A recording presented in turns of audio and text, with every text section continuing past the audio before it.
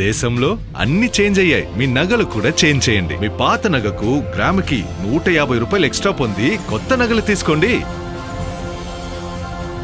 అదే తక్కువ తరుగుకు మీ లలితలో మాత్రమే. బాపట్ల జిల్లాలో విషాద ఘటన చోటు చేసుకుంది. మార్టూరు మండలం బొబ్బేపల్లి గ్రామంలో వ్యవసాయ నష్టాలు, ఆర్థిక ఇబ్బందులు, కుటుంబ కలహాల నేపథ్యంలో తండ్రి కొడుకులు కలుపు మందు తాగి ఆత్మహత్యా యత్నానికి పాల్పడ్డారు.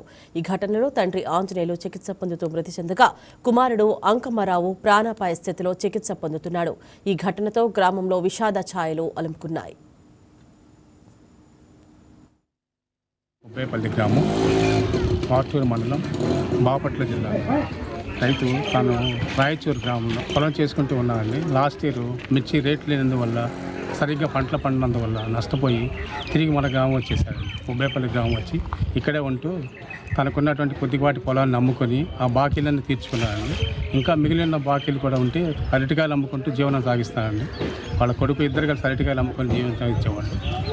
అయితే ఇంకా అప్పుల బాధ ఇంకా తాళలేక, ఉన్న బాకీలందరికీ చెల్లించలేక, బాధతో మనస్తాపంతో తాను ఉన్న పొలం పోయి ఇంకా బాకీలు వాళ్ళు ఇబ్బంది పెట్టడం వల్ల తాను ఇద్దరు కొడుకు ఇద్దరు మాట్లాడుకొని ఇంకా ఏది దిక్కుతోసిన స్థితిలో ఉండటానికి సరైన గృహం కూడా లేకప్పుడు అది ఉండే గృహం కూడా బర్రెలు కట్టేసుకున్న సావుడండి, దానిలో ఉంటున్నారు.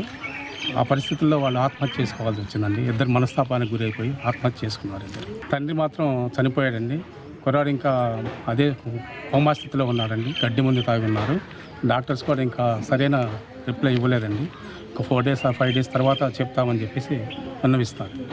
ప్రభుత్వం వారికి తగిన సహాయం అందించాలని, మనస్ఫూర్తిగా వారికి కావాల్సిన ప్రతి సహాయాన్ని అందించాలి. అన్ని విధాలుగా మనం గవర్నమెంట్ ద్వారా కావాల్సినటువంటి ఇంకా ఏవైనా వారికి కావాల్సినన్ని అందిస్తారని